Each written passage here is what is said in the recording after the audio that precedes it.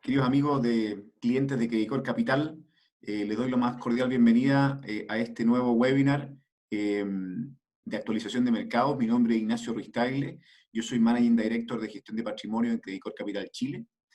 Y esta es una nueva edición de estas conversaciones digitales que estamos teniendo para hacerle llegar hasta sus casas o a sus lugares de trabajo la mejor información, los mejores análisis y los hechos más relevantes, perspectiva económica del último tiempo.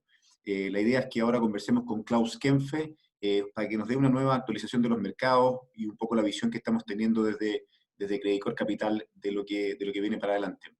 Klaus, muchos de ustedes ya lo conocen, ha estado varias veces con nosotros, es director de Portfolio Solutions en Credicor Capital, él es ingeniero civil matemático de la Universidad de Chile y tiene un máster en la misma universidad. Los dejo con Klaus para que nos dé su visión y hacia el final de la presentación podremos tener un espacio de preguntas. Muchas gracias por estar nuevamente con nosotros. Adelante, Eso, Klaus. muchas gracias por poder estar aquí. Les dejo, bueno, en el chat, en la parte de preguntas y respuestas, pueden ir haciendo las preguntas desde ahora o en la medida que vayamos avanzando. Quiero compartirles una presentación. Creo que nos va a ayudar a ir siguiendo un poco lo que está pasando en el mundo, pero la idea es también poder ir respondiendo a las preguntas que ustedes tengan. Creo que eso es súper valioso, así que siéntanse libres de ir avanzando con las preguntas. Esta presentación está basada en un reporte que nosotros hacemos como equipo Portfolio Solutions. Es un reporte que hacemos mensualmente y este reporte mensual de mercados que se llama. Quiero partir contándoles un poco qué es lo que ha venido pasando en el mundo. La principal noticia que hemos tenido este año, ¿cierto?, ha sido el coronavirus. Eso no es novedad para nadie. Y de alguna forma lo interesante es cómo ha ido reaccionando el mercado a esa nueva situación y cómo algunas empresas o algunos países han salido ganadores y algunos no han andado tan bien. Entonces, lo primero, mostrarles es la rentabilidad que llevamos en el año en diferentes clases de activos. Por ejemplo, en la renta fija internacional, que son los activos más seguros, ¿cierto?, sobre todo los bonos de Estados Unidos a 10 años, que son los bonos de uno de los países más seguros en el mundo, con las mejores clasificaciones de riesgo, ¿cierto?, han tenido una rentabilidad de 10% en el año. Esto es normal, cuando la economía no anda bien, normalmente los activos de refugio o más seguros tienen una buena rentabilidad, como estamos viendo acá, 10% en el año. Lo sigue los bonos de grado de buena calidad de inversiones, ¿cierto?, que es lo que estamos viendo acá, investment grade. En Estados Unidos son bonos en dólares de alta calidad, las mejores empresas en dólares. Eh, Estos bonos son los que principalmente está comprando también la Reserva Federal. Hay que recordar que en algún momento estos papeles estaban cayendo fuerte, pero la Reserva Federal salió a potenciar la compra de estos papeles y permitió una recuperación del mercado acá en Investment Grade con un 9% de rentabilidad en lo que va del año, una rentabilidad muy importante, y los bonos más riesgosos, como los de alto rendimiento, los que llamamos high yield en dólares, o los bonos emergentes con rentabilidades un poquito menores, pero sí con la mejor rentabilidad en los últimos 3 meses. Entonces, si bien tuvimos una caída importante en marzo, en abril, lo que venimos viendo en los últimos 3 meses es que los activos de un poquito más de riesgo están generando mejor rentabilidad dentro de la renta fija. Cuando pasamos a la renta variable, uno esperaría que, dado todo el contexto de coronavirus y todos los problemas que estamos viviendo, la renta variable esté perdiendo mucho dinero y en realidad lo que está pasando es que la renta variable en dólares, la renta variable internacional en dólares está ya 1% positivo. Esto está actualizado al 6 de agosto. Hemos tenido mejores rentabilidades hacia adelante, así que esto ha subido un poquito más, pero ya un 1% positivo nos deja con una tranquilidad de que el mercado, si bien entiende todo lo que está pasando con el coronavirus, de alguna forma ha logrado mirar más allá que el 2020 y ha logrado salir del problema de liquidez que había en marzo y abril. Estados Unidos ha sido el principal ganador, con una rentabilidad de un 5,1% en lo que va del año, potenciado principalmente por los sectores de tecnología y de consumo discrecional, en donde se ve con mayor importancia las empresas tipo Amazon, Apple, que son las que han tenido una rentabilidad mejor. De hecho, sectores como consumo discrecional, que es donde está Apple, y sectores de tecnología tienen rentabilidades en lo que va del año cercanas al 20%. Han sido muy buenas rentabilidades. Europa, por su parte, no tiene tantas empresas tecnológicas, igual que Japón o el Reino Unido en sus índices, y por lo mismo están más cargados a financieros y a industriales que han tenido un golpe un poco más fuerte en este periodo. Em, Eso ha hecho que hoy día, mirado en dólares, el Europa, el Reino Unido, Japón y Europa ex el Reino Unido tengan rentabilidades negativas todavía en lo que va del año, pero si uno saca al Reino Unido, que ha tenido un golpe un poco más fuerte y además está pasando por toda esta transición del Brexit, podemos estar tranquilos de que las caídas son relativamente acotadas. 5%, 2%, o sea, en realidad en comparación con las caídas de más de 30 o cercanas al 30% que veíamos en marzo, estos números son de una recuperación importante. De hecho, dentro de los últimos 3 meses, Europa es de los países desarrollados que mejor ha recuperado, con 20% de rentabilidad. Nosotros creemos que esto pueda mantenerse en el tiempo hacia adelante. Dentro de países emergentes hay también un mundo muy diferente. China ha salido muy rápido y también con un sector tecnológico muy potente y con muy buena rentabilidad, y eso le ha permitido a Asia emergente tener una rentabilidad cercana al 9%, también con unos últimos 3 meses bastante positivos. Pero el que destaca estos últimos 3 meses a nivel mundial es Latinoamérica. Latinoamérica con una rentabilidad cercana al 30% en estos últimos 3 meses es probablemente la región que está liderando el crecimiento en este último tiempo. De hecho, solamente en julio una rentabilidad de casi un 11%. Y a pesar de estas buenas rentabilidades de estos últimos 3 meses, podemos ver como todavía le falta otro 30% para recuperar el nivel previo al coronavirus, para recuperar el nivel de comienzo de año.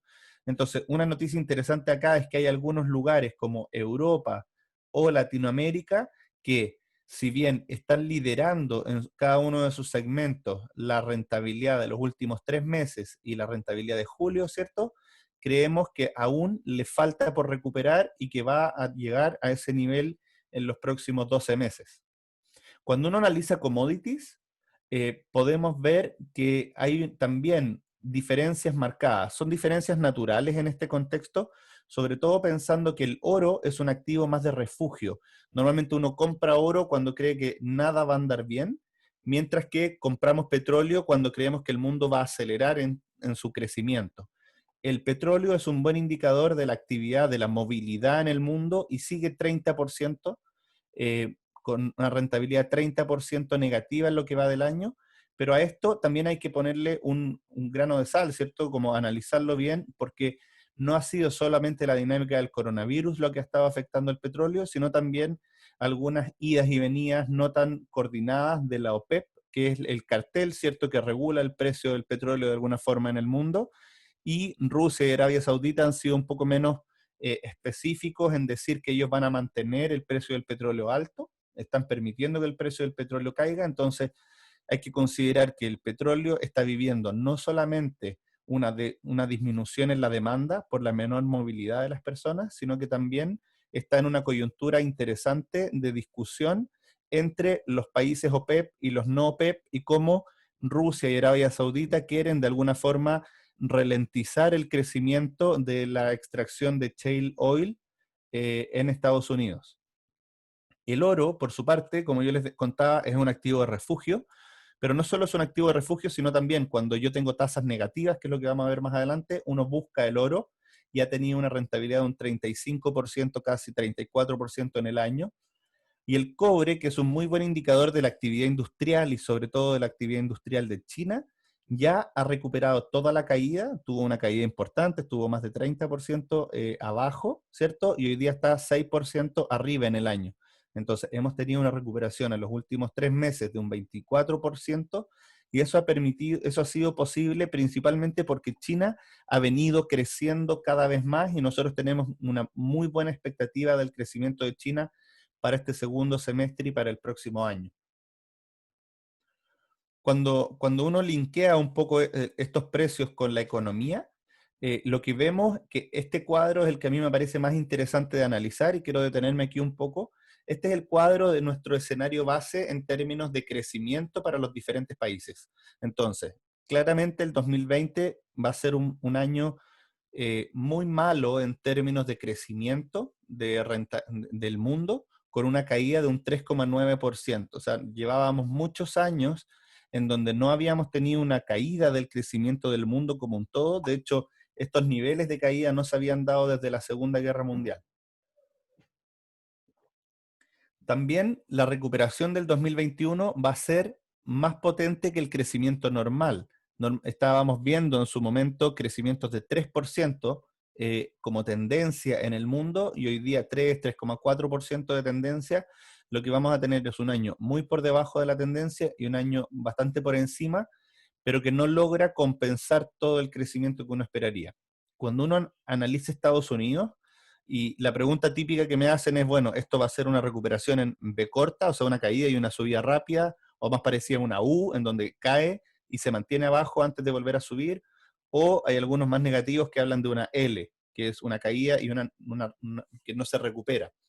Entonces, aquí la gran pregunta es, ¿cuándo vamos a volver al nivel que teníamos antes del coronavirus en términos de tendencia? Entonces, la expectativa de crecimiento para Estados Unidos para este año ha ido mejorando, ha venido mejorando, ha venido de menos a más. En algún momento esto era menos 6, menos 6,1. Hoy día estamos más cerca de un menos 5,6 con los datos que hemos tenido últimamente, pero eso nos deja un poquito menos de crecimiento para el año siguiente. En el neto, si uno suma los dos, tenemos una rentabilidad, un crecimiento de un menos 2,6%. ¿Ya? En condiciones normales, Estados Unidos crece un 2%. Entonces, el hecho de crecer un menos 2,6 es un crecimiento muy por debajo de su potencial, y probablemente va a ser hacia finales del 2022 que vamos a ver que Estados Unidos va a ir recuperando ese nivel hacia la tendencia. Por lo mismo, yo digo que la recuperación que vamos a tener en Estados Unidos no es una V corta, a pesar de que sí cae y sube el próximo año, pero no logra subir lo suficiente para compensar la caída, y por lo mismo esto es más parecido a una U. Entonces tenemos un crecimiento, pero un crecimiento que se recupera no a la misma velocidad de la caída.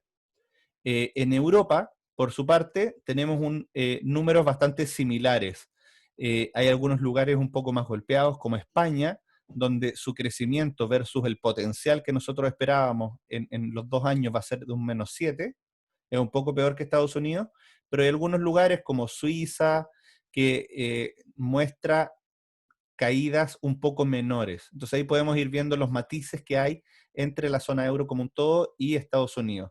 En particular, si uno analiza el crecimiento de Estados Unidos y de la eurozona, lo que vemos es una caída más fuerte en Europa este año, pero una recuperación bastante más rápida, y esa recuperación bastante más rápida, comparado con el crecimiento potencial que tenía Europa desde antes, nos deja con un gap a cerrar hacia adelante menor. Entonces, hacia finales del 2021, Europa va a estar más cerca de su crecimiento de tendencia de largo plazo que Estados Unidos. China, por su parte, es la región del mundo en donde tenemos mejores perspectivas y donde sí podemos decir que esta recuperación va a ser más parecida a una V corta. ¿Por qué podemos decir eso? Porque este año, si bien crece mucho menos que su potencial, Estados Unidos, o sea, China normalmente crece 5,8, 5,9, 6, eso es más o menos lo que se esperaba para este año sin coronavirus, ¿cierto? Si no hubiera habido coronavirus. China se espera ahora que crezca solamente 1,8, pero con una recuperación muy fuerte para el año 2021 de un 9,4%. Si uno suma estos dos crecimientos, del 1,8 con el 9,4, da un 11,3. Esto no es una suma directa, es como una multiplicación ajustada, que da como toda la sinergia. Y este 11,3, si yo lo comparo con lo que yo esperaba, es muy cercano a lo que esperaba. Yo antes del coronavirus, esperaba que China entre el 2020 y el 2021 que creciera un 11,5, entonces estamos solamente un 0,2% por debajo. Tenemos un gap muy pequeñito. Cuando vemos esos gaps, el país más afectado en Asia es India, de los países grandes, ¿cierto? Con un menos 10%, casi un menos 11% de crecimiento. ¿Y qué es lo que pasa China, o sea, India? perdón, India va a tener un golpe muy importante este año versus su expectativa de crecimiento. Se esperaba un crecimiento de India de este año entre un 5 un 6%, y va a ser en realidad un menos 5,2. Esas son las expectativas hasta ahora. Y con una recuperación del próximo año de un 7,7, que si bien es buena, no es tanto mejor que lo que se espera en condiciones normales para India. Latinoamérica, por su parte, tiene expectativas de crecimiento bastante golpeadas. Podemos ver a Brasil, un menos 6,4, México, un menos 9,5, Argentina, un menos 10, Perú, que ha sido el que ha tenido las cuarentenas más potentes, un menos 12, y Chile, por su parte, un menos 6,4 y Colombia un menos 6. Colombia normalmente tiene una economía más resiliente en términos de PIB. Es muy raro ver un PIB negativo en Colombia, pero este año sí lo estamos esperando. Vemos rebotes fuertes para el próximo año, pero de nuevo con sinergias que se mantienen negativas. Nosotros creemos que el mercado acá está siendo un poquito más agresivo con Latinoamérica que con el resto del mundo, y creemos que Latinoamérica de alguna forma está teniendo una dinámica del coronavirus que está anticipando en estos 2 trimestres, 3 trimestres, todo el golpe del coronavirus, sobre todo considerando que el invierno ha complicado el manejo de la enfermedad en nuestros países. Además de el PIB normalmente es un indicador que se da trimestralmente, la información del trimestre anterior. Entonces es un indicador muy lento. Hoy día recién estamos teniendo la información que correspondía al fin de junio, o sea, al trimestre de abril, mayo, junio. Entonces el PIB es un indicador muy retrasado. Y muchas veces para ver indicadores de más alta frecuencia o que reflejen mejor la actividad actual, utilizamos este indicador que se llama PMI. Este PMI es un indicador que le hace una encuesta a los gerentes de compra de las empresas y se les pregunta si están contratando más, eh, sus, están comprando más a los proveedores, sus clientes les están mandando más órdenes de compra o no. Entonces todo eso se analiza y se mete en un número, se mezcla y se pone en un número en el cual 50 es el promedio. 50 es no tener ni expansión ni contracción. Entonces, lo que veníamos es en un mundo en que tenía una pequeña expansión, ¿cierto? Estábamos un poco sobre el 50, en línea con un crecimiento un poquito por sobre el potencial, o más o menos en el potencial. En febrero el mundo cae, pero cae principalmente por China. China tomó el golpe mucho más rápido que el resto del mundo porque fue ahí donde se hicieron las primeras cuarentenas y donde fue primero el virus. Y después el resto del mundo durante marzo también tomó el golpe de las expectativas y de la actividad. Entonces lo que tuvimos fue que la actividad cayó rápidamente en China en febrero y vuelve a reactivarse ya en marzo y abril, mientras que en el mundo la actividad llega a un piso durante abril. Podemos decir que abril fue el periodo de mayor cuarentena en el mundo y de mayor caída en las expectativas, y eso se da en un contexto en que todavía no se terminaba de entender cómo funcionaba el virus, entonces también generaba mayor ansiedad, mayor incertidumbre, y estas expectativas cayeron más fuerte. De hecho, estos números que podemos ver aquí en abril son exactamente los mínimos históricos. No habíamos tenido estos números, este tipo de indicadores existe desde más o menos el 94, no tienen más historia que eso, pero sí algo como cercano a 30 años que nos permite decir que sí, esta crisis fue la más profunda que hemos tenido en los últimos 30 años por lo menos, pero al mismo tiempo ha sido la más corta, porque como pueden ver acá tenemos una desaceleración en 2 meses, pero en 2 meses estamos casi de vuelta. Y la buena noticia es que en julio ya por primera vez tenemos este número por sobre el 50, que significa volver a crecer, volver a expandirnos. Los países desarrollados han liderado esta recuperación y los países emergentes se han quedado un poquito más atrás, pero también con números relativamente positivos.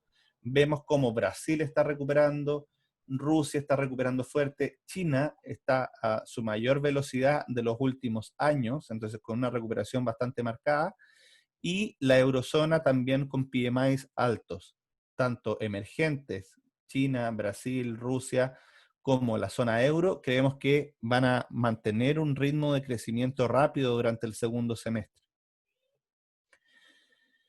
Hay algunas cosas que han venido solucionándose rápido, como estas expectativas, en donde ya conocemos un poco mejor el coronavirus entonces y tenemos ya reaperturas en términos de estas cuarentenas generalizadas que se dieron en algunos momentos. La mayor parte de las cuarentenas duró fuerte desde el 18 de marzo hasta más o menos el 20 de abril. Esa fue la mayor concentración de cuarentenas grandes en los países desarrollados. Ahora estamos con cuarentenas más parcializadas en el mundo, pero igual hay algunas consecuencias de mediano plazo que van quedando. Y la principal consecuencia que estamos viendo tiene que ver con el desempleo. El desempleo aumentó como no habíamos visto antes, en Estados Unidos al menos. Estos son cifras de Estados Unidos, que tiene cifras más frecuentes y con mayor confianza, ¿cierto? La tasa de desempleo pasó de estar cercana al 3% a estar cercana al 15% de desempleo. Esta tasa ha venido cayendo de manera rápida en la medida que se han ido dando las reaperturas de la economía, pero nuestro escenario es que esto está pendiente de incremento en el empleo vaya disminuyendo, entonces el desempleo se vaya disminuyendo, pero a una tasa menor que la que veníamos viendo estos meses.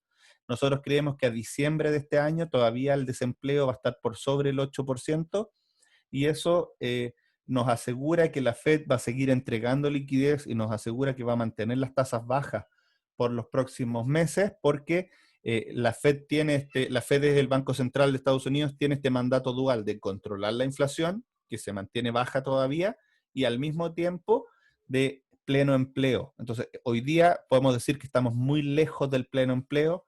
El pleno empleo en Estados Unidos está por debajo probablemente del 4%, entonces la Fed va a seguir siendo estimulativa hasta que veamos un empleo más cercano al 4%.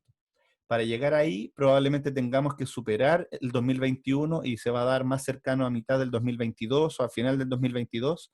Entonces, grandes subidas de tasas por parte de la Fed no vamos a ver probablemente hasta ese periodo, que es donde nosotros creemos que se va a dar eh, este, este, esta recontratación de las personas. Hoy día acaba de salir los números de seguros de desempleo, también salieron con buenas noticias. Por primera vez tuvimos seguros de desempleo que fueron menores a 1 millón de personas en Estados Unidos en la semana, cuando se esperaba 1,2, 1,3 millones de personas, y eso disminuye la cantidad de personas que están bajo este seguro de desempleo. Esas son buenas noticias y nos dan la impresión de que este escenario base, que es nuestro escenario que nosotros tenemos, se puede dar efectivamente. Existen escenarios de riesgo en que el desempleo se mantiene por más tiempo y eso sí sería preocupante para la economía en el largo plazo. Una parte importante y una de las partes más relevantes que hemos tenido hasta ahora asociada a la recuperación de los mercados tiene que ver con eh, los estímulos monetarios. ¿Qué es un estímulo monetario? Es un momento en donde la Reserva Federal, el Banco Central de Estados Unidos o los bancos centrales en el mundo agregan liquidez a la economía. Normalmente el Banco Central lo que hace es subir y bajar la tasa y con eso equilibrar el ahorro y la inversión y el consumo con la tasa de interés, pero hay momentos en donde bajan la tasa de interés a cero, que es lo que ya pasó en Estados Unidos, y quieren hacer algo más para poder estimular la economía de mejor manera, y ahí es donde lo que podemos ver es que la Fed ha inyectado directamente a la economía 4 trillones de dólares, ¿ya? Eso es un número grande, o sea, es más grande que la economía de Italia, por ejemplo, como ejemplo. La economía de Estados Unidos vale todos los años, el PIB de Estados Unidos es de 20 trillones de dólares y lo que se hizo acá es inyectar 4, o sea, es más o menos el 20% del PIB adicional de liquidez solamente en 2 o 3 meses. Entonces es un estímulo monetario que es tan fuerte como lo que hizo la Fed en 4 o 5 años de la recuperación desde el 2008. Y además, lo más interesante es que la cantidad de dinero se inyectó muy rápido y previniendo las consecuencias. Entonces, eso ha permitido que el sector financiero esté relativamente sólido y que no hayamos visto quiebras en esos sectores como sí se vieron en el 2008.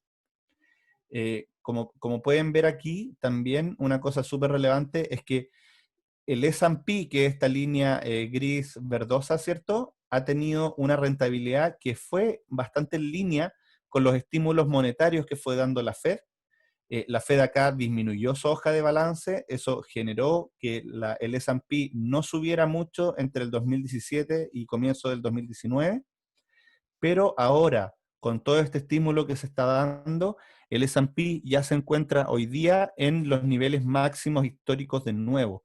El S&P ha recuperado todo la caída e incluso está de nuevo tocando o rozando los máximos históricos, y creemos que hay una probabilidad alta de que la renta variable y en particular también las acciones de Estados Unidos rompan y superen ese máximo histórico hacia adelante, porque esta cantidad de dinero circulante tiene que buscar algún destino, tiene que usarse para algo. Se puede usar comprando depósitos a plazo, comprando bonos de gobierno, bonos de compañías o acciones, y lo que estamos viendo es que de mediano plazo hacia adelante las rentabilidades más atractivas creemos que van a venir por acciones, y por lo mismo mucho flujo se está moviendo hacia la renta variable. Esto que yo les cuento de Estados Unidos no solo ha pasado en Estados Unidos. Acá, esta es la línea de Estados Unidos, esta gris acá, ha sido la más grande y la pendiente más pronunciada, pero algo similar está haciendo el Banco Central de Europa, que es la línea azul más marcada, el Banco de Japón, que es la línea más amarilla, y el Banco de Inglaterra, que es un poquito más chico, pero también está marcando una diferencia. Estos, cada uno ha tenido impactos cercanos al 20% del PIB. Acá vemos un aumento de 20% del PIB, acá un aumento también un poquito mayor al 20% del PIB. En Japón el aumento ha sido más cercano al 32% del PIB, y en Inglaterra al 17% del PIB. Entonces vemos impactos en los grandes bancos centrales del mundo que están inyectando en promedio cercano al 20% del PIB, y eso genera de alguna forma que se infle los activos, y es como comentábamos en algunas webinars anteriores, lo que está generando que haya esta dualidad en que la economía todavía no recupera completamente, pero que el mercado ya está completamente recuperado. Adicional a los estímulos que hace los bancos centrales proveen liquidez para que los mercados se mantengan funcionando bien, generan una inflación de precios en los mercados, pero no generan consumo y no llegan necesariamente a las compañías directamente más chicas, medianas, ni a los consumidores. Entonces, lo que han hecho además los países es estimular la economía de manera fuerte. Esto muestra una diferencia muy importante. Estos dos puntos, el estímulo monetario y el estímulo fiscal, hacen que esta recesión sea completamente diferente a la del 2008. Eh, la del 2008 tuvo características cíclicas, no características de un evento puntual como es el coronavirus ahora, pero además la reacción de la política monetaria y fiscal fue diferente. El 2008 fue más tardía y más tímida. Hoy día estamos viendo una reacción completamente en el tiempo preciso, rápida, y además con gastos tanto por parte de los bancos centrales como por parte de los gobiernos que son bastante más potentes. Acá podemos ver lo que ha estado pasando en países desarrollados en promedio, más o menos se ha inyectado 20% del PIB en consumo adicional. Algunos son gastos directos, algunos son soportes de liquidez como préstamos a compañías y a personas, pero podemos ver gastos importantes. En Estados Unidos estamos cerca del 15%, se está por aprobar un paquete adicional.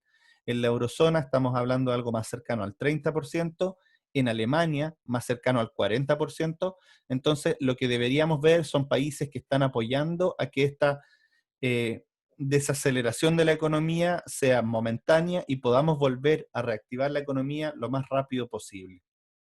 ¿Ya? Japón también destaca en su potencia de estímulo, y dentro de los países emergentes podemos ver Corea del Sur, Brasil y Perú con paquetes fiscales muy importantes, seguidos por Colombia y Chile también con apoyos bastante altos. México está con un apoyo bastante más débil, y es por eso que nuestras expectativas de crecimiento para México son de las peores de la región.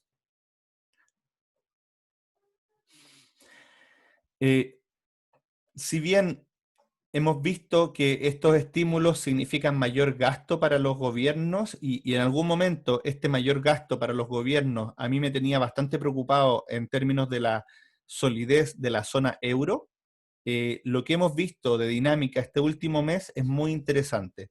En febrero yo pensaba que el coronavirus a lo mejor iba a ser la estocada final a la zona euro, entendiendo que los países que tienen mejores ahorros habían además manejado mejor el coronavirus, entonces íbamos a tener los países más endeudados como Italia, España, Grecia, eh, con un aumento importante en su deuda adicional, mientras que los países más del norte, como Holanda, Alemania, estaban manejando mejor el coronavirus y además más tenían menor deuda. Entonces, estábamos viendo cómo se iba a generar una tensión en donde los países con menor capacidad de pago iban a necesitar ayuda por toda la gravedad que estaba teniendo el coronavirus, eh, y además por sus deudas muy altas históricas, y que a lo mejor Alemania y Holanda no iban a estar de acuerdo de apoyarlos. La buena noticia que se dio este mes es que se apoyó un plan de reactivación, de inversión, ¿cierto? En donde se hace un plan en conjunto entre todos los países, se financia entre todos los países y es la zona euro la que tiene que aprobar los proyectos. Entonces esto tiene dos pasos importantes. Una, que se presta plata o se gasta en conjunto, pero al mismo tiempo la decisión de en qué se gasta se hace en conjunto. Entonces, es el primer paso en que nos acercamos a tener una deuda en conjunto de la zona euro y además es el primer paso que se está dando en una unión fiscal, en donde los gastos también se determinan más en conjunto. Eso cambia la perspectiva hacia adelante de la zona euro y es por eso que yo digo que acá la Unión Europea está más unida que nunca. Después del Brexit, en que Inglaterra lo ha pasado bastante mal, y esto podemos decir que la zona euro probablemente tiene cuerda para un buen rato. Este proyecto además favorece en proporciones más altas a los países más pequeños, por ejemplo, Bulgaria, Croacia, Grecia, Portugal, Letonia, Rumania, Lituania, son los países que en proporción a su PIB van a ganar, van a poder gastar más. Después podemos ver Italia, ¿cierto? Polonia, Eslovaquia, España, también con gastos cercanos al 4 o 5%. Eh, Como les decía, esto es un gran paso para la unión de la zona euro y probablemente esto ayuda mucho a que la zona euro pueda plantearse como una zona viable de inversión de mediano plazo. Hasta antes de esto, nosotros no estábamos invirtiendo en Europa. Hoy día, les anticipo un poco el final, estamos sobreponderando la zona euro porque creemos que es una zona que tiene mucho que ganar hacia adelante. Eh, no podemos no hablar un poco del coronavirus. El coronavirus es lo que ha estado tiñendo un poco toda la realidad que estamos viviendo durante este año. De hecho, este mismo webinar probablemente no habría sido posible si no hubiera sido gracias al coronavirus. Hay algunas cosas que se han acelerado, toda la digitalización se ha acelerado, pero hay algunos países que están mejor preparados para poder enfrentar esta fase de reapertura. Ya tuvimos las fases de contracción, de apretarse, ¿cierto? Pero tenemos estas fases de reapertura hacia adelante y creemos que hay algunos países que están mejor preparados. Creamos un índice propietario en el equipo de Portfolio Solutions que lo que hace es mezclar la cantidad de contagios que se están dando en las últimas semanas, o sea, la velocidad de contagios, con la capacidad que tiene la economía y sobre todo el sistema de salud de absorber esos contagios. Entonces, la cantidad de camas UCI que hay, la cantidad de camas generales disponibles, y generamos un indicador que nos permite comparar, esto no es en términos absolutos, pero sí en términos relativos, nos permite comparar qué países a lo mejor están más cercanos a poder tener una reapertura que otros países. Podemos ver como en la parte a la derecha, en Asia, en general, Pakistán, Japón, Australia, eh, eh, los Emiratos Árabes, ¿cierto? Tailandia, Malasia, Surcorea, China, Israel, están del lado positivo, en que pueden abrir su economía de manera importante y sin tanto problema, porque la cantidad de contagios versus su capacidad de absorber esos enfermos, ¿cierto? es relativamente alta, mientras que Inglaterra, por ejemplo, no lo está pasando tan bien, Suecia también, si bien ha tenido una apertura durante todo el tiempo, Suecia no ha tenido cuarentena, ¿cierto? Ha apelado a la conciencia de las personas, estamos viendo niveles de contagio más rápidos. Si vamos al principal hotspot, o sea, al principal foco de contagio del mundo, que es Estados Unidos, vemos que se mantiene una dificultad en Estados Unidos de poder tener una reapertura completa, y de hecho hemos visto como algunos estados que habían dado pasos adelante en reapertura han tenido que dar pasos un poco hacia atrás por el hecho de que los contagios han vuelto a venir. Y en nuestra región, este indicador también muestra con dificultad las reaperturas para Perú y Colombia. Esto no significa que no vayan a haber reaperturas, tampoco significa que vamos a volver a cuarentenas tan estrictas como las que tuvimos entre marzo y abril, pero sí es cierto que hay fragilidades en algunas partes de la economía y podemos ver como Brasil, que en algún momento estaba peor que todo el resto del mundo, hoy día está mejor que algunas regiones y está mejorando, y Chile en particular, que también llegó a ser uno de los países con mayor contagio per cápita, hoy día se encuentra en una situación un poquito mejor. Lo importante para la economía, o sea, los contagios son claves y es muy importante la salud de las personas, pero para nuestro análisis económico y de inversiones, lo más importante es cómo se están comportando las personas, cuánta movilidad hay y cuánto están consumiendo o cuánto pueden trabajar. O sea, finalmente el gran problema que tenemos hoy día en la economía internacional es que hay gente que quiere trabajar, pero los gobiernos no los dejan trabajar para que no se contagien, ¿cierto? Entonces, un indicador que nos parece relevante analizar tiene que ver con lo que es la movilidad de las personas. Y acá, como bien han visto en otros momentos, tenemos este indicador que es un indicador que sigue los GPS de las personas.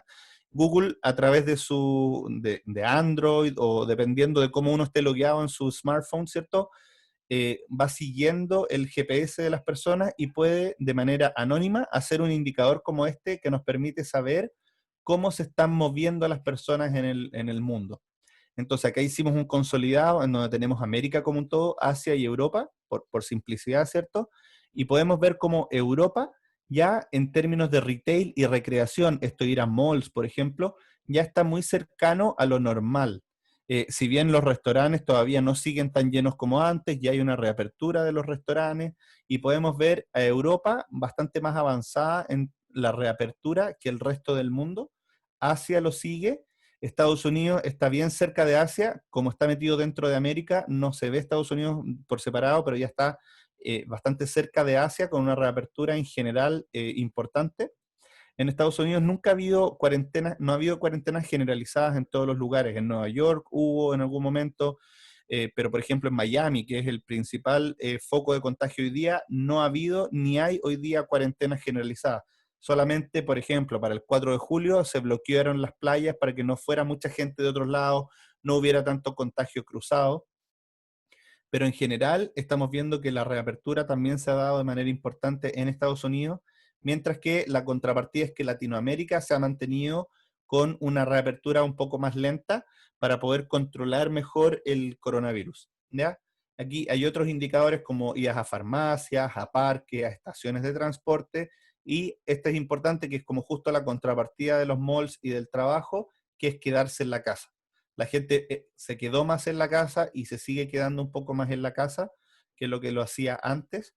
Y la ida a los lugares de trabajo es interesante porque se vio una reactivación y ahora se ha estado desacelerando la ida a los lugares de trabajo sin que se haya desacelerado la ida a los malls, por ejemplo. Esto quiere decir que se está permitiendo trabajar más remotamente, sobre todo en Europa y en Asia, y eso les ha permitido no necesitar volver al cero, ¿cierto? En términos de ida al lugar de trabajo. Bueno, eso resume un poco lo que estamos viendo de coronavirus. Vemos un mundo que todavía sigue afectado de manera importante por el coronavirus, pero estamos avanzando cada vez más rápido. Algunas noticias adicionales tienen que ver, por ejemplo, con la ya aprobación de una vacuna en Rusia. Rusia ya tiene su vacuna, ya la aprobó, tuvo las 3 fases, que son las típicas que tiene en Estados Unidos, la fase 1, fase 2 y fase 3 de prueba.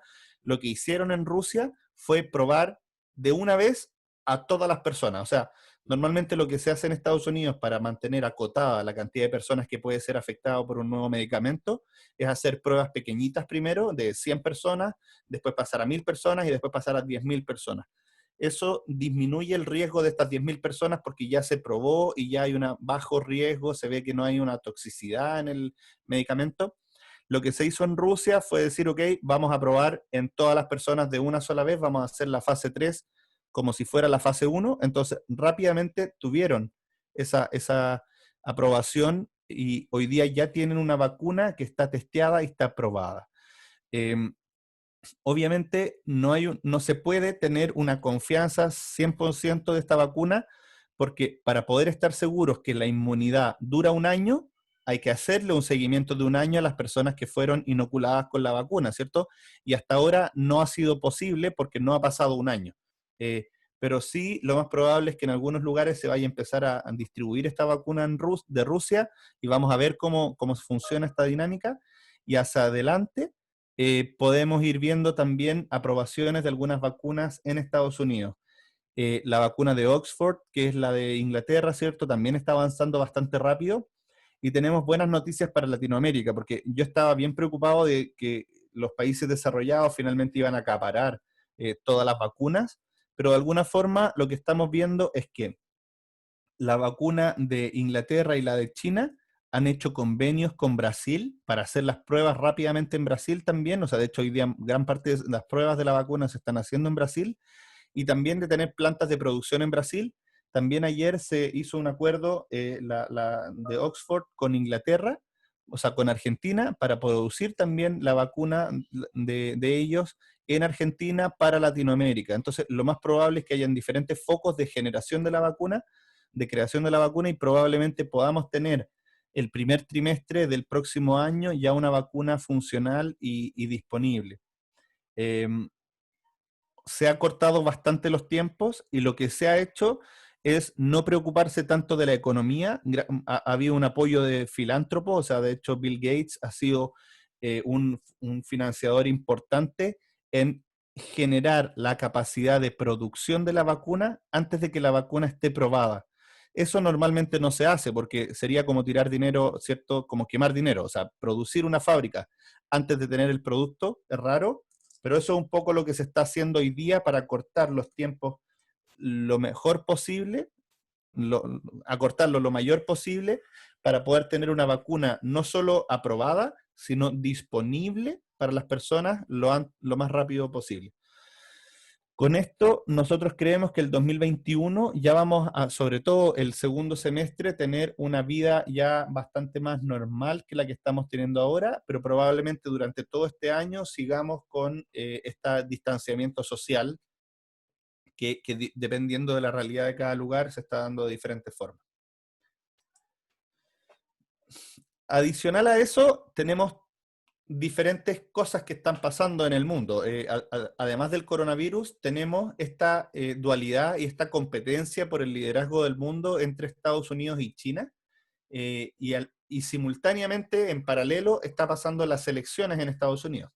Entonces, lo que queremos hacer acá con esta gráfica es poner cuáles son las tensiones que ha tenido Estados Unidos con China y qué es lo que creemos que podría pasar dependiendo de si sale Trump o sale Biden elegido de aquí a fin de año, ¿cierto? Creemos que, por ejemplo, en términos arancelarios, que significa impuestos a las compras de productos de Estados Unidos, el hecho de que salga Trump va a aumentar probablemente un poco más los impuestos, mientras que Biden podría mantenerlos o bajarlos. Las tensiones comerciales en general podrían aumentar en el caso de Trump, pero disminuir en el caso de Biden. Creemos que esto, si sale Biden, ayudaría a los emergentes en general, porque Biden sería menos duro con la economía emergente y sobre todo con China, pero hay algunas cosas como los derechos humanos, las tensiones por Hong Kong y por Taiwán y el expansionismo general de China, que creemos que en ambos casos seguirían siendo un tema que no permitiría que Estados Unidos y China trabajen en conjunto tan fácil. Eso creemos que en general, y hay también una discusión de tensiones por el desarrollo tecnológico. No sé si han estado escuchando algunas limitaciones que está tratando de poner Trump a TikTok, que es una plataforma de red social, de video, ¿cierto? Que es una plataforma china, a diferencia de Facebook o de Instagram, que son plataformas americanas. TikTok es una plataforma china, pero que ha penetrado el mundo de manera muy rápida, y por lo mismo Trump está preocupado. Hubo algunas desaires que tuvo Trump que se gestaron a través de este TikTok. Hubo un encuentro de campaña, ¿cierto?, en Tulsa, hace más o menos un mes, que se iba a hacer y se esperaba que llegara a 1 millón de personas, y finalmente no llegó casi nadie. Hubo una movida dentro de TikTok de inscribirse para ir, pero no ir. Entonces finalmente se esperaba mucha gente y no llegó mucha gente, y eso dejó muy enojado a Trump, y creemos que eso también hay una parte de lo que está generando la razón de por qué están teniendo esta pelea. Pero hay que entender que el ejército de Estados Unidos ya tiene desde hace muchos años mapeado que la guerra moderna viene mucho más del lado de la sociología y de cómo se comportan las personas que de la guerra antigua que conocemos con armas.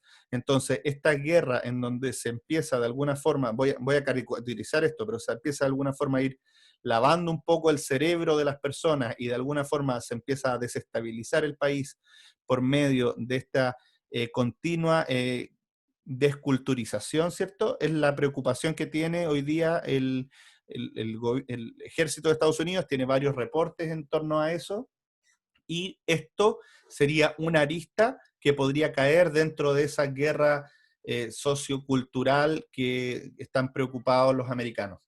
Entonces creemos que el expansionismo chino y las tensiones por el desarrollo tecnológico sí se van a mantener, independiente de cuál sea el candidato que salga, pero en el margen sí creemos que Biden es más positivo para países emergentes que Trump.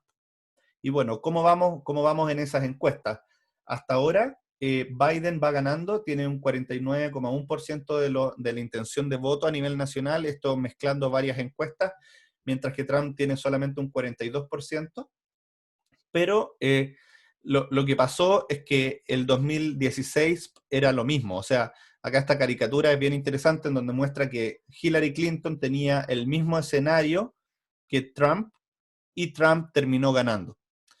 ¿Qué es lo que ha pasado hasta ahora? Es que cuando se le pregunta a la gente si aprueba o desaprueba lo que ha pasado el gobierno de Trump, tenemos 40% que lo aprueba, pero hay 46% de la gente que lo desaprueba de manera muy fuerte. Entonces creemos que este techo electoral, que es la contrapartida de este 46%, es lo que limitaría la elección de Trump.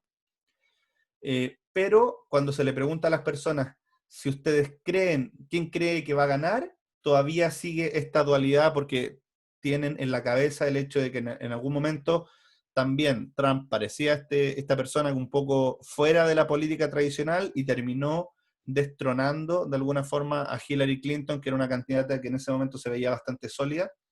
Aquí pueden ver después, les mandamos la presentación, el detalle de, dependiendo del tipo de persona o de características de las personas, cómo está el voto. Creemos que en los votos de las personas de raza negra, ¿cierto? Son los candidatos, es la votación donde más fuerte está por Biden, y es por eso que Biden acaba de sumar a su campaña como vicepresidenta a Kamala Harris, ¿cierto? Que es una senadora de piel morena, ¿cierto? Afroamericana, y por lo mismo creemos que es para consolidar esta votación que creemos que va a ser clave en las elecciones de fin de año. Solo como dato adicional, durante agosto también vamos a tener mayores contracción de la producción de petróleo por parte de la OPEP, y por lo mismo creemos que esto va a permitir que el petróleo se vaya ajustando a la demanda actual y que vaya manteniendo el precio. No creemos que vayamos a volver a $60 de aquí a fin de año, como sí ha pasado a lo mejor con el cobre, que ha recuperado gran parte de su precio. Bueno, hemos hecho un contexto general macroeconómico de lo que estaba pasando. En resumen, ¿qué es lo que tenemos? Es una economía que está siendo muy golpeada por el coronavirus, que ha sido una caída rápida y una recuperación rápida. Tenemos estímulos monetarios y fiscales importantes para reactivar la economía. Tenemos un coronavirus que se ha mantenido en el tiempo, a pesar de que en el margen este último tiempo está cediendo, todavía tenemos niveles de contagio altos a nivel mundial. Estamos acercándonos cada vez más a tener una vacuna disponible, que creemos que va a estar disponible hacia final de año o principios del principios del próximo año, primer trimestre del próximo año. Y tenemos esta elección de Estados Unidos que se está dando, en donde no creemos que vaya a ser tan importante para las acciones en general, pero sí el hecho de que salga Biden podría favorecer acciones fuera de Estados Unidos versus dentro de Estados Unidos.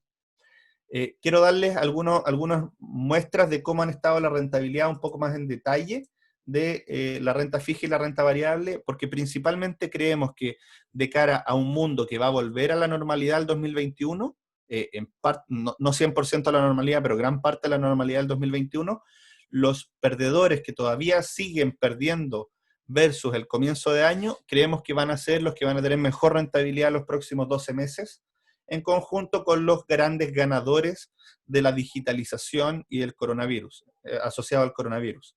Entonces, ahí es donde estamos favoreciendo acciones latinoamericanas, que todavía siguen 28% bajo el nivel de comienzo de año, a pesar de ser la mejor rentabilidad de julio, ¿cierto? Esta es la barra gris, es la rentabilidad en el año, la barra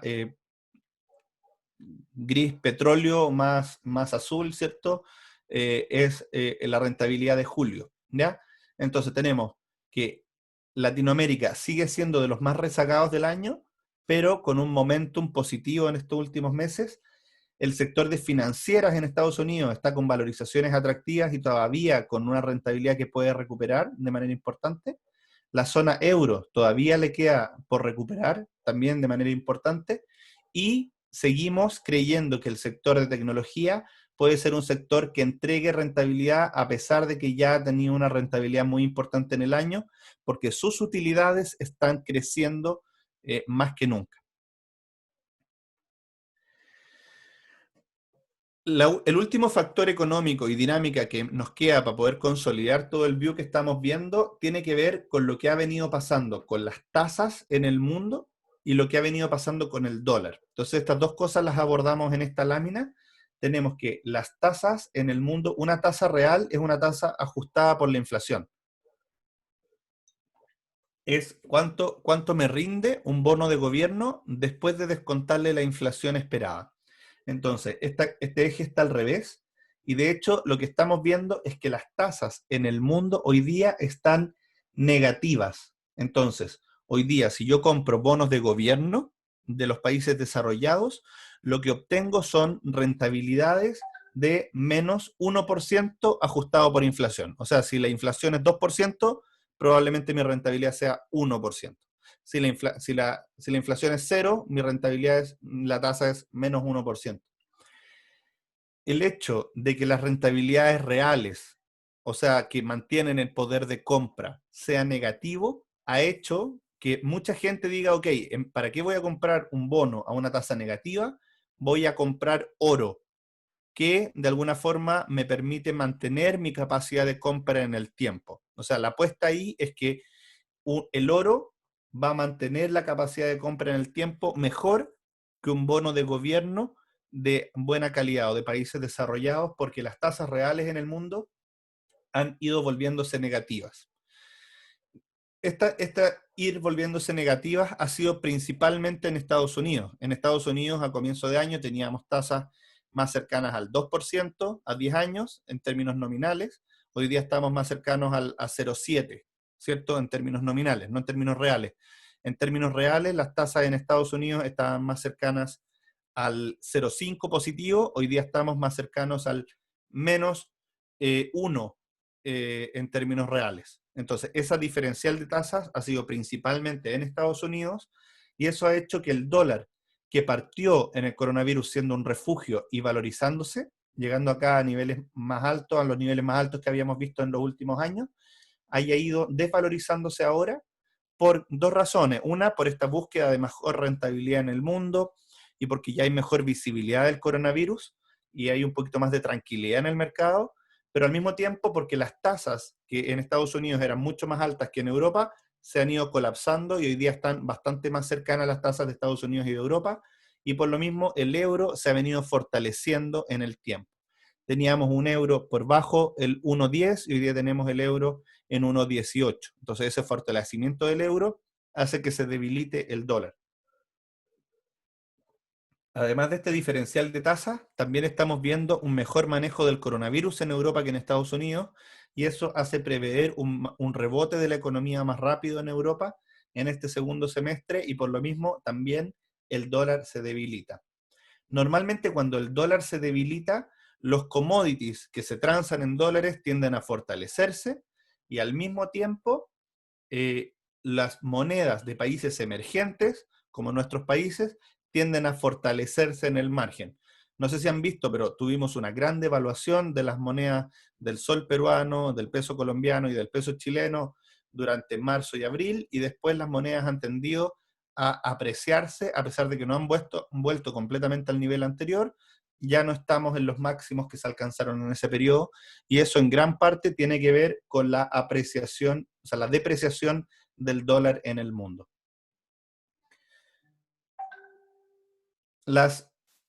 Cuando vamos a utilidades de compañía, nosotros hemos hablado ahora de economía, ¿cierto? Pero finalmente cuando uno invierte en acciones, invierte en compañías, no invierte en países. Entonces, estamos en medio del reporte de utilidades de las compañías, y creo que es interesante mostrarles un poco cómo ha estado esta detalle. Entonces, tenemos todo este cuadro de abajo es el detalle de las compañías de Estados Unidos, ¿cierto? Son 500 compañías en el S&P 500, 498 exactamente, han reportado ya 401.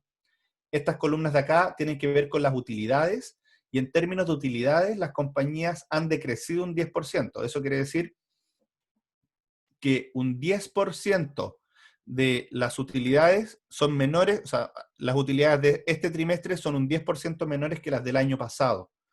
Pero en realidad se esperaba algo mucho peor. Entonces hemos tenido sorpresas por un 20%. ¿Ya? Estas son los datos del segundo trimestre, que fue el trimestre donde hubo mayores cuarentenas. Hay que recordar que las cuarentenas comenzaron a final de marzo, pero lo más fuerte fue en abril y mayo. Entonces, era esperable que hubiera muy malas noticias, y finalmente hemos tenido noticias mucho mejor de lo esperado, con sorpresas de un 22% en las utilidades y con un 84% de las compañías dando sorpresas positivas en sus utilidades. En términos de ventas, también un 64% de las compañías dando sorpresas positivas en ventas. Algo similar está pasando en Europa. En Europa, 64% de las empresas están con utilidades y con ventas positivas. En China, 63% de las compañías con utilidades positivas.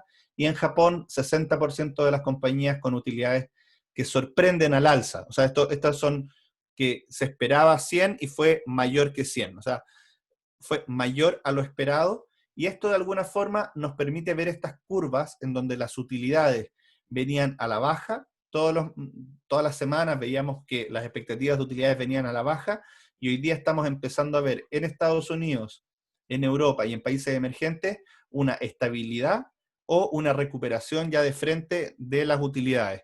Nosotros creemos que en países emergentes también estas utilidades van a recuperar con la estabilidad del dólar, la mejora de los commodities y un buen manejo del coronavirus, que creemos que va a venir más hacia adelante. Sobre todo en Asia ya se está dando, y creemos que esto va a ayudar a una mejor rentabilidad hacia adelante y que las bolsas sigan rompiendo máximos como hemos visto hasta ahora. La única contrapartida es que las valorizaciones, los precios que se están pagando por las acciones han subido. Por ejemplo, Apple, que es la mayor parte de este indicador de consumo discrecional, su valorización, el precio que yo estoy pagando por cada año de utilidad es el máximo. Entonces, en promedio en Estados Unidos, hoy día, considerando ya las utilidades del 2021, estamos pagando 20 veces precio-utilidad. Eso quiere decir que si yo compro acciones de Estados Unidos hoy día, estoy pagando más o menos el equivalente a 20 veces la utilidad del 2021, o 20 años de utilidad, por decirlo así, de años normales. Mientras que en otros lugares estamos pagando algo menos. Esto está estandarizado, entonces cuando los puntos están por sobre la línea naranja, quiere decir que estamos por sobre lo máximo, por sobre el 95% de la historia, mientras que si estamos acá, quiere decir que estamos en el promedio. Entonces podemos ver, como yo les contaba, el sector financiero todavía está a valorizaciones promedio y creemos que tiene espacio de crecer. Y la buena noticia es que en tecnología lo que estamos viendo es que si bien las valorizaciones están altas, creemos que las utilidades van a crecer rápido y finalmente eso va a entregar buenas valorizaciones, buenas rentabilidades a pesar de todo. En Latinoamérica también podemos ver cómo este punto no está por sobre la línea naranja, eso es raro de ver en el mundo y por lo mismo estamos privilegiando también acciones dentro de Latinoamérica. Quiero mostrar lo último antes de pasar. Estos son lo que ha pasado con las tasas de interés en Estados Unidos. Han venido a la baja de manera fuerte versus a comienzo de año. Han bajado más durante este mes. Y eso, de alguna forma, creemos que ha hecho que también los spreads, que es este premio adicional que se paga por comprar bonos corporativos de empresas o de países emergentes, que subió muy rápido con el coronavirus, también ha venido colapsando rápidamente. Los bonos investment grade, si bien ofrecen rentabilidad adicional al bono del tesoro, ya están en el rango bajo de su historia, que es este cuadrito de acá, mientras que los bonos corporativos latinoamericanos se encuentran más cercanos al promedio de su historia y por lo mismo también es nuestra principal posición. Vamos a pasar al posicionamiento, que es este. Nosotros hace un mes, 2 meses, estábamos más cargados hacia la renta fija, porque veíamos mayor incertidumbre. Hoy día vemos mayor certidumbre, vemos recuperación en términos de las expectativas económicas y vemos ya un coronavirus mejor entendido y que probablemente no vamos a tener grandes cuarentenas. Utilidades de las compañías que están sorprendiendo al alza, eso ayuda bastante, y por lo mismo estamos sobreponderando la renta variable internacional hoy día versus la renta fija. Dentro de la renta fija estamos subponderando los bonos del tesoro que no entregan un valor adicional, entregan tasas muy bajas y probablemente con subidas de tasas potenciales hacia el futuro, rentabilidades muy cercanas a cero en términos nominales para los próximos 12 meses, mientras que sobreponderamos los bonos investment grade, los bonos high yield y sobre todo los bonos corporativos latinoamericanos que creemos que son los que entregan una mejor relación riesgo-retorno de aquí a los próximos 12 meses. Entiendo que alguno de ustedes haya estado invertido acá, haya sufrido harta volatilidad durante marzo, abril, pero hoy día las valorizaciones que están súper atractivas para tener rentabilidades hacia el futuro. Órdenes de magnitud, acá vamos a tener rentabilidades cercanas a cero, acá vamos a tener rentabilidades cercanas a lo mejor a 1% en dólares en bonos investment grade, en high yield y en el CENBI podemos esperar rentabilidades por sobre el 4% en dólares. Estos no son rentabilidades aseguradas, son nuestra mejor estimación, pero sí creemos que hay rentabilidades interesantes de aquí a horizontes de inversiones hacia 2 o 3 años. Todo este posicionamiento siempre lo estamos haciendo para inversiones de mediano plazo, 2 o 3 años. No es la inversión para 2 meses. Si yo voy a invertir hacia 2 meses, probablemente tengo que mantenerme en un fondo muy conservador, porque en mi horizonte de inversión no me permite vivir este movimiento que podemos tener hacia adelante, pero sí hacia 2 años, por ejemplo, creemos que hay que mantenerse sobreponderados renta variable, sobreponderados dentro de la renta fija, los activos que ofrecen mejor yield hoy día que CENBI y High Yield, y dentro de la renta variable también estamos pasando a sobreponderar Europa y Latinoamérica dentro de emergentes, principalmente porque creemos que son los que les falta hacer este catch-up adicional en Latinoamérica. Latinoamérica se ve barato versus el resto del mundo, mientras que Europa, con toda esta consolidación que se está dando y un mejor manejo del coronavirus, creemos que va a entregar un buen crecimiento el segundo semestre y va a seguir sorprendiendo al alza. Eso es un poco toda la información que teníamos para manejar. Llevamos un rato interesante y quiero pasar a poder contestarles las preguntas, que creo que es la parte más entretenida de la presentación. Muchas gracias, Klaus. Muy interesante esta mirada que nos has dado respecto de no solamente de la economía y los factores, los indicadores, sino que también desde el punto de vista político y desde el punto de vista sanitario, cómo va evolucionando el tema del virus. Y también, bueno, finalmente llegar un poco al posicionamiento que estamos deseando. Ahora, bueno, sí, ya tenemos algunas preguntas que nos han llegado al chat, pero mientras llegan un poquito más, quiero darme un minuto para comentarles una cosa. Toda la implementación en los portafolios de ustedes, de las cosas que Klaus y otros especialistas nuestros le han estado comunicando, es posible hacerlo a través de sus banqueros de inversión. Y aquí también quiero hacer hincapié en lo siguiente, que hace poco tiempo atrás nosotros lanzamos nuestra nueva plataforma de inversiones global en Estados Unidos, con la adquisición de Ultralat, ¿no es cierto? Que esta filial de Ultraserfinco y que ahora ya estamos funcionando juntos. Es una plataforma en Miami especialmente dedicada a nuestros clientes de administración patrimonial, en una jurisdicción muy reputada, con alta protección y seguridad al inversionista de alto patrimonio, y que está atendido por un equipo humano bilingüe, orientado a atenderlo con la oferta integral de Credit Corp Capital, o sea, no solamente inversiones, sino que también wealth planning, financial planning, y eventualmente también la oferta de multifamily office a través de Victus. Entonces los quiero invitar a que lo conozcan, a que le pidan a sus banqueros más información respecto de Credit Corp Capital US, y puedan acceder a este nuevo resguardo, confidencialidad, cercanía, confianza, que son un poco los atributos que buscamos entregarle con Credit Corp Capital US. Klaus específicamente está estructurando portafolio administrado desde Credit Corp Capital US con su equipo allá, así que se va a poder implementar perfectamente bien también. Ahora sí, doy paso a las preguntas, nos han llegado algo más de preguntas. Klaus, en un contexto donde el euro sigue fuerte y el dólar débil, ¿cómo se explica el view positivo en equity europeo?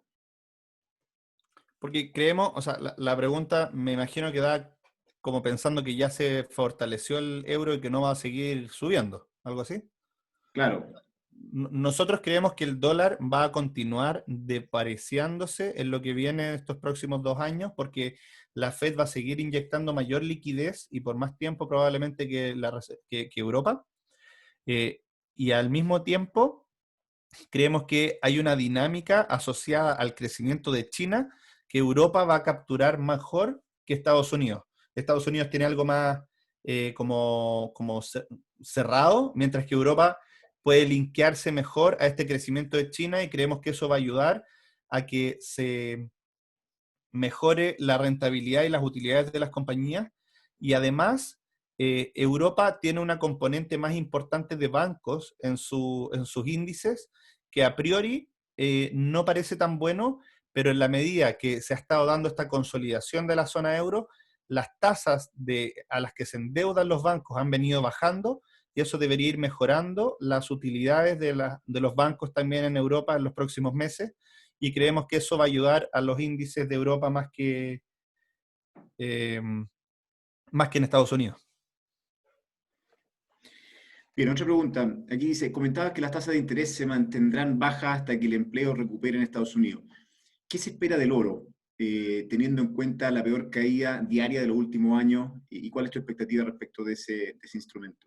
Bueno, lo que está pasando es que el oro normalmente se tradeaba por inversionistas institucionales, por especialistas, y en la medida que fue subiendo, el oro también se generó una tendencia a que el retail fuera comprando oro. Entonces, mucha gente que no estaba acostumbrada a comprar este commodity fue subiendo y fue empujando el precio hacia arriba. Creemos que el precio se movió hacia arriba un poco rápido, pero creemos que el nivel del oro se va a mantener alto por un buen tiempo. No tengo una proyección de si va a llegar a 2100, o se va a mantener exactamente en 2000 o va a volver a 2000, pero sí creemos que va a mantenerse en torno a los 1900, 2000 o hacia arriba, considerando que la cantidad de liquidez que hay disponible va a seguir aumentando en los próximos meses. Esto es en particular una muy buena noticia para Perú. Me ha tocado estar con algunos clientes, siempre me preguntan del oro porque están muy cercanos a eso. Así que creo que va a ser una buena noticia de que se mantenga en estos niveles, pero también me cuesta verlo en niveles que sean, no sé, 2.500, porque ya hemos tenido una apreciación muy rápida. De acuerdo. Hacia el principio de tu presentación, Klaus, hablaste un poco de la industria tecnológica. Y aquí la pregunta un poco tiene que ver con la industria. ¿Cuál es de aquí en adelante, o sea, ya considerando lo que han rentado hasta este momento, cuáles industrias podrían verse beneficiadas hacia adelante y qué industrias no se han beneficiado aún o no se han reflejado en los precios aún y que sí podrían verse beneficiadas? A ver, lo que tenemos que pensar acá es que esto es una macro tendencia que nosotros veníamos identificando desde hace varios años, o sea, la penetración de Internet, o sea, la tecnología viene con dos grandes penetraciones que asociadas. Hay una que tiene que ver con la penetración de Internet en la población mundial y otra que tiene que ver con la penetración de las tarjetas de crédito en la población mundial.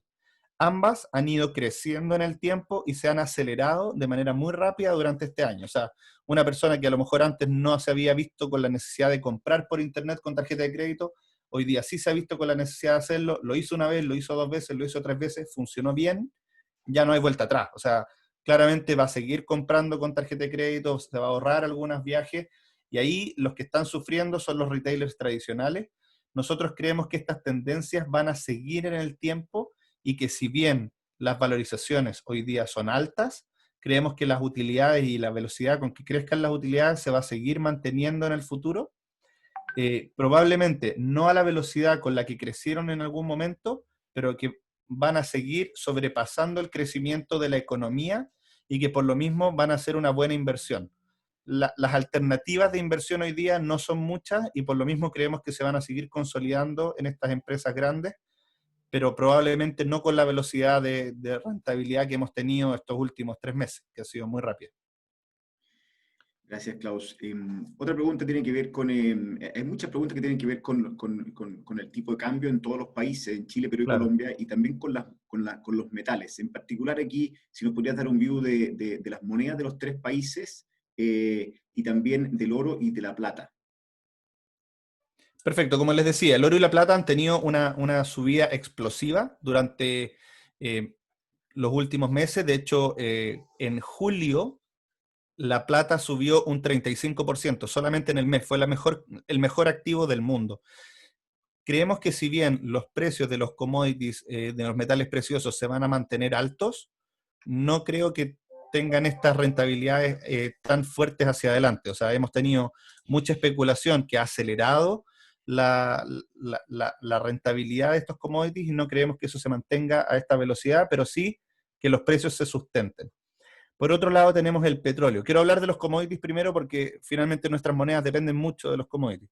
Tenemos el petróleo, en donde nuestra expectativa es que el precio se mantenga entre 40 y 50. Me cuesta mucho ver una reactivación del precio del petróleo muy, muy rápido, mucho más arriba de eso, porque la cantidad disponible para producir es muy alta. Entonces, en la medida que sube el precio del petróleo, se inyecta más petróleo y eso mantiene el precio acotado. Creemos que el precio se va a mantener acotado en esos rangos, mientras que el cobre sí creemos que podría subir un poco más. También hemos tenido harta especulación en el cobre, el precio del cobre ha subido rápido, con los futuros subiendo. Cuando yo hablo de especulación es porque cuando uno ve las posiciones en las bolsas de commodities en Chicago, uno ve que están con muchos futuros positivos. Entonces, creo que los precios difícilmente van a subir muy rápido, pero sí, en la medida que China pueda reactivar su economía y reacelere el segundo semestre, creemos que el principal ganador ahí es el cobre y el hierro, ¿ya? No tanto el oro ni el petróleo. El petróleo se consume a nivel mundial, mientras que el 40% del cobre es solamente China. Entonces, depende mucho más de lo que pasa en China. En esa línea, nosotros creemos que las monedas en Latinoamérica se van a tender a apreciar, porque los commodities van a ir mejorando, el dólar se va a ir depreciando y, y China apoya mucho, sobre todo, al crecimiento de Chile y de Perú. El peso colombiano a lo mejor es el que yo veo un poco más difícil en la apreciación, pero sí en horizontes de 12 meses sí vemos una apreciación de todas estas monedas. Gracias, Klaus. Aquí hay una pregunta interesante respecto de un eventual riesgo que ve un cliente hacia el futuro. Dice que la Fed siga manteniendo las tasas de interés tan bajas y que siga inflando la economía con estímulo, y eso no solamente la Fed, sino que en todos los bancos centrales. ¿No genera eso una burbuja que a largo plazo en algún momento va a explotar? Eh, claro, o sea, uno podría pensar que se puede explotar o que se puede desinflar de a poco. Es como un globo, ¿cierto? O sea, esto yo siempre hago la analogía del globo. eh, Cuando el globo está cerrado, la plata va de renta fija a renta variable, de renta variable a renta fija. Cuando alguien sopla el globo se infla. Eso es lo que pasó este año. La Fed sopló el globo y todo vale más. La renta fija vale más, la renta variable vale más, todo está valiendo más. Algunas cosas la plata ha llegado más rápido, algunas cosas ha llegado un poco más lento. El oro también vale lo que vale porque se infló este globo. La pregunta es, ¿este globo lo vamos a reventar o lo vamos a desinflar? La realidad es que la cantidad de deuda que tiene Estados Unidos hoy día no es pagable. Estados Unidos no puede llegar y pagar esa deuda, no es que se vaya a desinflar. O sea, entonces, ¿qué es lo que tiene que hacer Estados Unidos con la deuda, por ejemplo? Es, por un lado, en el margen subir un poco los impuestos. Puede gustarnos o no gustarnos, pero en el margen subir un poco los impuestos para poder pagar. Pero lo principal y lo más importante es que esta deuda y esta inflación de dinero disponible, lo que tiene que llevar es a aumentar un poco la inflación, que hoy día está en niveles muy bajos y llevamos ya más de 10 años con inflación en niveles muy bajos, y aumentar por lo mismo el crecimiento nominal. El crecimiento nominal ha venido a la baja los últimos años, entonces lo que yo creo que va a ir pasando es que de alguna forma los activos van a ir llenando este globo. Lo que sí es que estas rentabilidades muy rápidas que hemos visto este último tiempo, de alguna forma sacrifican un poco la rentabilidad promedio hacia adelante. Lo que deberíamos ver es que de alguna forma la economía vaya haciendo catch-up a esta rentabilidad tan rápida y vamos a tener un poco más de inflación en los próximos 10 años que en los últimos 10 años. No necesariamente el 2021, pero sí en promedio hacia adelante. Bien, gracias, Klaus. Ahí queda también respondida otra pregunta que hacía alguien específicamente respecto de la inflación en Estados Unidos. Efectivamente, en el mediano plazo vamos a ver más inflación. Hemos Eh, visto un poquito ahí. Nosotros creemos que este año va a ser una inflación acotada. El próximo año la inflación sube por el lado de que la base de comparación es baja, pero la inflación hoy día no está tan baja en Estados Unidos. Si uno saca el efecto del petróleo y se va a la inflación core, la inflación está en 1,6%, que es bastante cercano al 2% considerando la situación económica que tenemos. Nosotros creemos que la inflación perfectamente puede acercarse al 2% o incluso superarlo durante el próximo año. Y aún así, la Fed va a mantenerse con estimulación de la economía porque el empleo no va a estar todo lo sano que nos gustaría. hay una pregunta interesante respecto de que, a ver, Klaus, si te puedes referir un poco al impacto en los mercados de la violencia callejera, saqueos, incendios, falta de Estado de Derecho en la Araucanía, Congreso adverso en algún sentido, eso quizás es más específico en Chile, Sí. pero si tienes algún view de eso. A ver, nosotros creemos, esto es específico para Chile. En Chile estamos viviendo una doble situación. O sea, tenemos todavía este desestabilizamiento social en donde la sociedad está luchando de alguna forma por un cambio en el modelo económico. No hay un modelo económico alternativo, pero sí, al parecer, no gusta el que hay. O sea, no hay muchas propuestas, pero sí bastantes críticas. Eso en parte ya tiene bastante golpeada la bolsa, o sea, hay una situación que ya se está considerando. Llegó este coronavirus y el coronavirus de alguna forma fue un problema más importante que puso en pausa todo el problema social en Chile.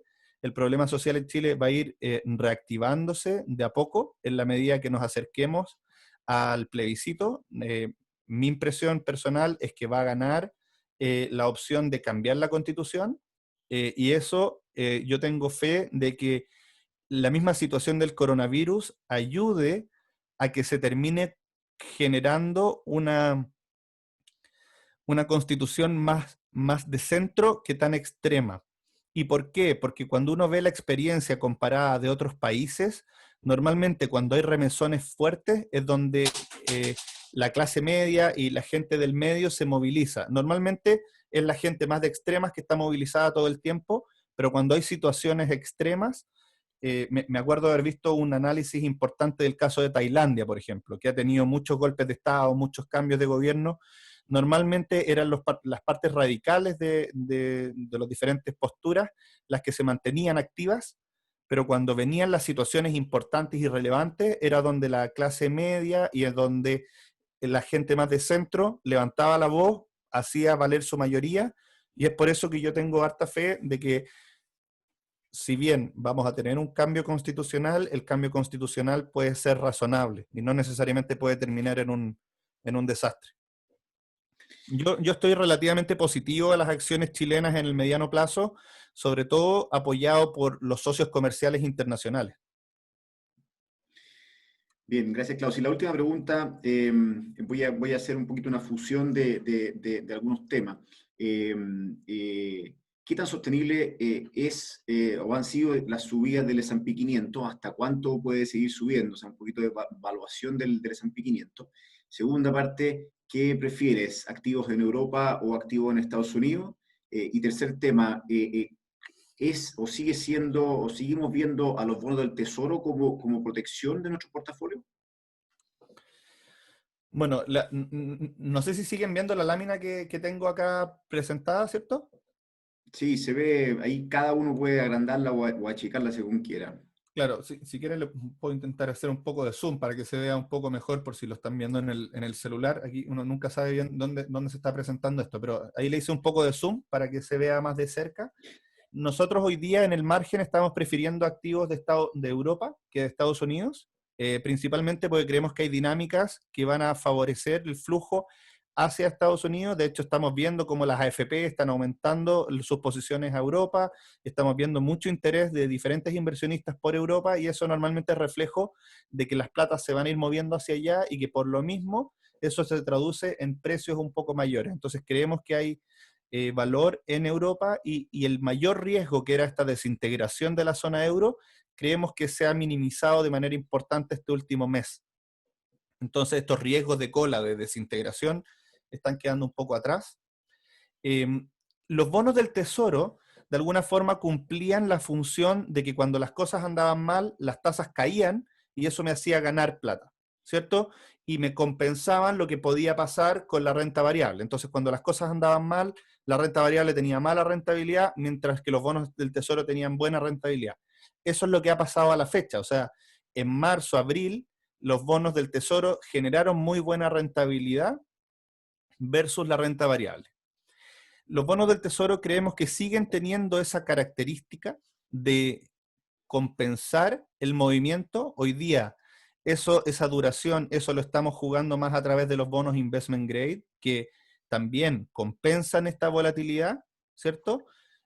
Con la duración un poquito más alta, pero que tienen un poquito mejor de yield. El gran tema es que hoy día en la construcción de portafolios hay que pensarlo mejor porque estamos en tasas más bajas y ahí le dejo el pase también a que puedan revisar el historial de nuestros webinars. La semana pasada, si no me equivoco, Antonio Rizzo también hizo un webinar asociado específicamente a la construcción de portafolios en estos escenarios de tasas bajas. Hoy día nosotros estamos privilegiando y buscando alternativas para mantener rentabilidades hacia el futuro. Si bien los tesoros siguen siendo este refugio, creemos que las rentabilidades promedio de los bonos del tesoro hacia adelante van a ser tan bajas que probablemente no valga tanto la pena considerarlos. Y si quieren refugiarse hoy día, a lo mejor vale más la pena tener un poco más de caja. Me preguntaban también por si los rallies del S&P son sostenibles. La gran pregunta ahí es cuánto vale el S&P. Quiero a lo mejor en rápido mostrarles el, el índice.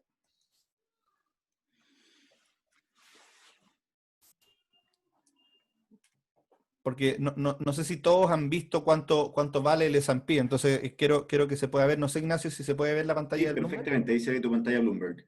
Exacto, entonces aquí este es el índice S&P 500, es el indicador más relevante en Estados Unidos, y lo que podemos ver es esto, que es súper interesante, que el S&P volvió al máximo histórico, incluso por sobre el comienzo de año. Acá estábamos a comienzo de año, ¿cierto?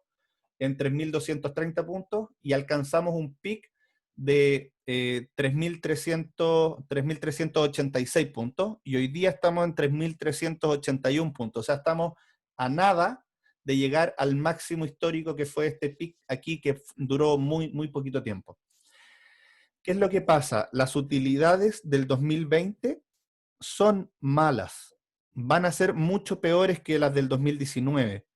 Pero cuando uno analiza la valorización del S&P, acá voy a utilizar una herramienta que nos permite Bloomberg, que es comparar, o sea, poder graficar este precio-utilidad, que es el que yo les decía, que es cuánto estoy pagando, cuántos años estoy pagando. Si yo veo el precio-utilidad del S&P a fecha de hoy, es 26 veces precio-utilidad. Si lo veo a fecha del próximo año, en realidad es 20 veces precio-utilidad. O sea, estamos recuperando bastante y se vuelve bastante más razonable. Si bien es más alto que lo que hemos visto en la historia, las valorizaciones de la renta fija están más caras que la de la renta variable. Porque cuando uno compara este nivel de tasas, o sea, este nivel de múltiplos que estoy pagando en renta variable, si bien es más alto que en la historia, si yo lo veo un poco más largo, veo que las diferencias con los máximos no son tantas. O sea, es 19 o 20 versus 18 que tuvimos en el 2017. O sea, no es tanta la diferencia. Versus en Estados Unidos, que tenemos tasas a 10 años, por ejemplo, de bonos del Tesoro al 0,70, cuando el mínimo histórico anterior había sido 1,5.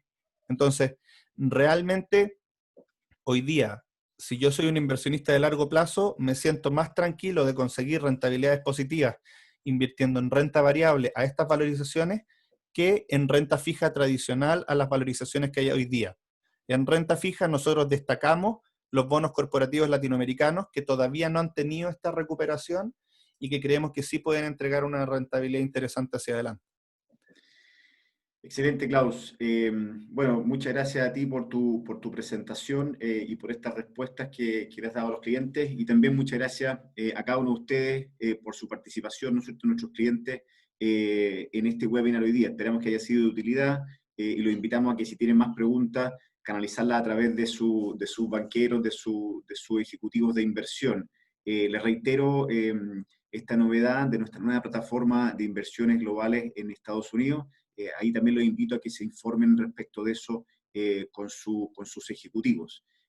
Bueno, agradecimiento nuevamente a ustedes. Muchas gracias por conectarse y nos vemos en un próximo webinar. Muchas gracias.